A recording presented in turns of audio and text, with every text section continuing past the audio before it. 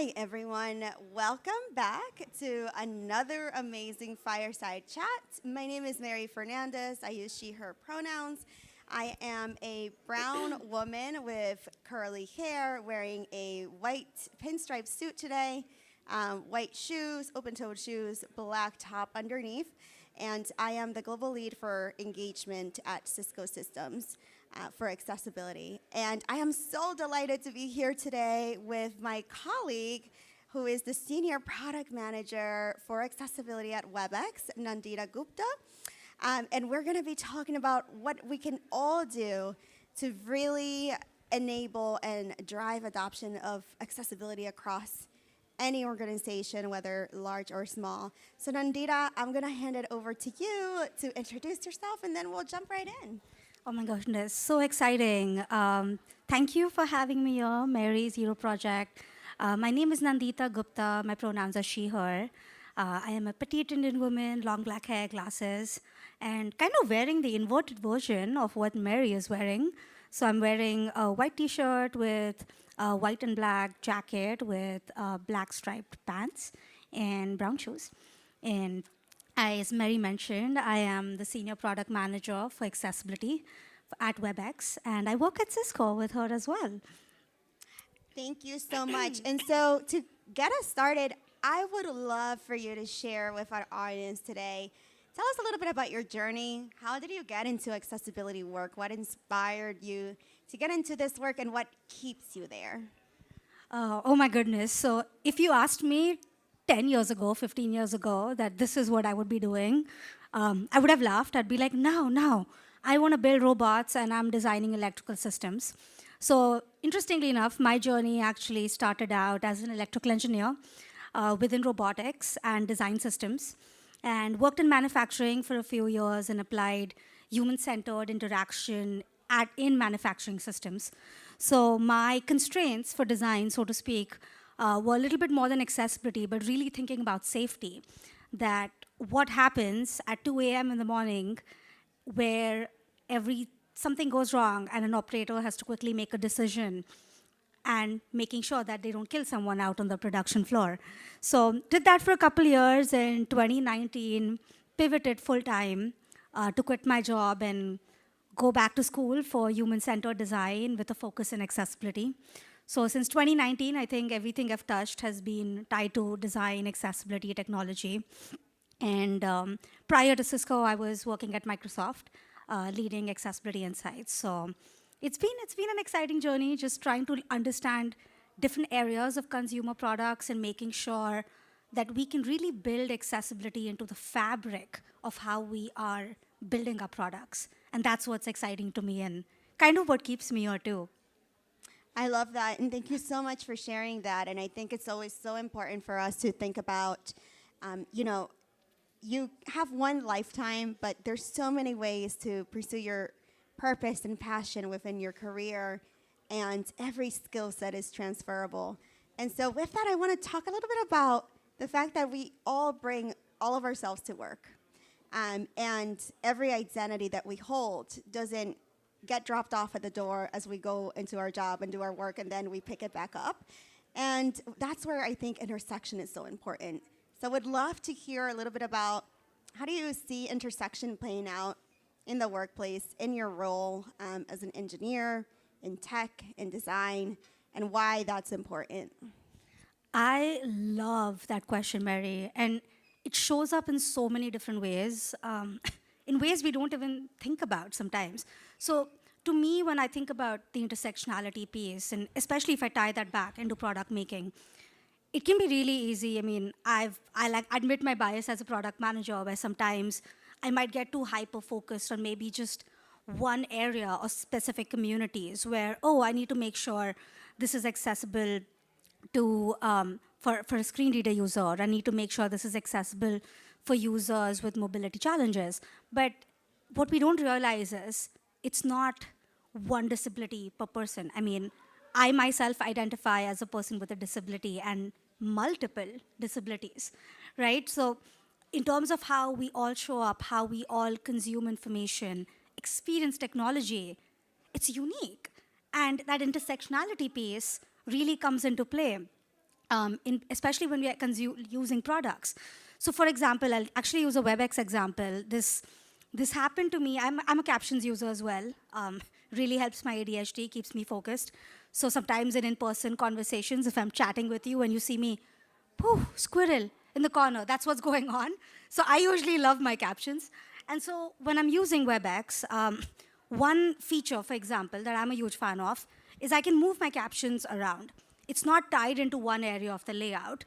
And if I was forced to have it in one area of the layout, then my eyes are continuously moving from the camera, because I'm trying to maintain eye contact, to down here where I'm trying to read the captions. That's exhausting. Oh my goodness. Now, if you tie this into the intersectionality piece, where if the specific contrast is not working for me and I need to change up the contrast, or I might need to change up the font size, or I might need to make the fonts a little bit bigger because that's how I want to consume my captions. Now, this is where the intersectionality piece comes into play. If you forced your users to use a specific tool or a specific product just one way, you're suddenly excluding all the other users that might have preferred a different customization or a different personalization. So when we're thinking about this intersectionality piece, it's really important as product makers, whether you're a designer, researcher, developer, product manager, think of the different ways in which your users might want to consume the same feature. And think of all the different technologies that they might be using to get to that information. Yeah, and I think, one of the things that I always think about is that when we build for those edges, when we really build for kind of the margins, and we really start leaning into having technology that adapts to humans rather than humans adapting to technology. And I think for anybody with a disability, for all of us who ever have to experience technology that really wasn't built with us in mind, we're constantly being asked to adapt. We're constantly being asked to make it work for us in some way, when really it should be the other way around. Technology should always be adjusting to us, and that's, I think, what leaning into those intersections really brings out. With that, I would love to pivot a little bit, and let's talk about tactics, right? Let's talk about, I think a lot of times we always like, oh, accessibility, it needs to be in design. Like, yes, true, and comma also, we live in a world that systemically excludes disabled people. And so I would love to hear a little bit about what you think teams can do to really make that shift, that change, that pivot, and also what you think individuals can do. I love that, Mary. And honestly, this part is one of my favorites because we all talk about the importance and we all talk about, oh my goodness, this is why it's important. It needs to be in every piece and it needs to be baked in your fabric. That's great. But how? Right? What is one thing that we can all do? And I almost look at that as if you take a step back and you look at who all are the people who can change or affect or influence a product, and then take a step back and say, okay, it's everyone's responsibility, but then here's what everyone can do. So let's start out with research. When you are doing any kind of user research for your product, are you being inclusive of people with disabilities as part of that user study? That being said, is your user study itself accessible? I have been part of some user studies where the materials were not accessible. So I'm like, oh, great. Oh, my God, you included me. Thank you. But it's like you gave me a seat at the table, but there was no chair. Right? So how do you make sure that you not only invite them to the table, you actually give them an accessible seat at the table? And so starting with research, making sure that we are being very intentional with including a very diverse set. Because if you don't get those insights will never trickle down into your design phase. And then if you go into the design phase, making sure that we're not just looking at, the low-hanging fruit like, oh, color contrast or annotations. And there's all kind of tools out there, like Figma also has automated checkers for color contrast. So, that's a very easy low-hanging fruit that as designers, that is something that they can get very intentional about. But taking it a step further, not just with annotations, but the user flows. How are your information architecture across the entire system set up? Is that too complicated? Is that 5, 6 different levels down where someone has to click and it gets complicated? Are you thinking about all your critical user flows in the design phase before you even get to development? And one easy way in which I think about it in design is think of the equity in doing a task with different types of user inputs. So for example, this could manifest as, you could assign this as a score to say, okay, it took me 5 steps to do this as a keyboard user. It'll take me 20 steps to do this as a screen reader user. Oh, it only takes 3 steps as someone who's clicking using a mouse. And if you measure that in design, now suddenly you've got a way to say, oh, wow, this is an inequitable experience because not everyone is going to be able to accomplish the task that they need in the same way. So making sure that you're not just doing it, but measuring it, because if you don't measure it, it'll never happen. And ROI and accessibility is super important because sometimes that's where it gets left behind, because when you think about UX and how that's being measured, right? We're doing heuristic evaluations and all this fun stuff. We have very tangible measures in which we are measuring the user experience. Making sure accessibility gets baked in there is super important. And finally, if I look at it from the development piece, this is where your data comes in. If you haven't already done any of your audits, obviously do them, it's important, but then start making data-driven decisions. It can get really overwhelming when you're looking at your entire audit, be like, oh my God, I've got all these bugs I have to fix. Well, okay, take a step back. What are the different types of issues? And then say, okay, 40% of my issues are screen reader issues, 20% are length, 30% are color contrast. Start with your biggest density, start baking that into your development process, and then slowly start going after them. I love that. And we're down to our last 2 minutes and a half. And so just want to know, are there any closing thoughts that you have? And also want to hit on that question of what individuals can do at any level, any role, anywhere in an organization to really help drive adoption of accessibility. Absolutely, Mary. And I feel like if there's that one thing we can all do, regardless of your role, is be intentional. I think I have this mini slogan where I say build inclusive products, one intention at a time.